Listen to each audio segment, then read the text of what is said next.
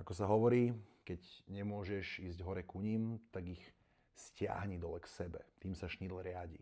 A bol by veľmi rád, keby tu vyrástla proste generácia extrémnych slabochov, aby sa Schneidl cítil lepšie ohľadom seba samého. Tu je napríklad jedna z takých pozvánok na jednu z jeho prednášok na strednej škole. Takže došiel na nejaké súkromné bilingválne gymnázium v Galante. Vás srdečne pozýva na prednášku s diskusiou, prečo sa niektorí chlapci zalúbili do Andrew Tatea. Na ďalšej prednáške pre verejnosť bude reč o tom, ako sociálne siete ovplyvňujú vzťahy medzi chlapcami a dievčatami. V závere budú chlapcom ponúknuté aj tipy, ako mať väčšie šance pri dievčatách. Hej.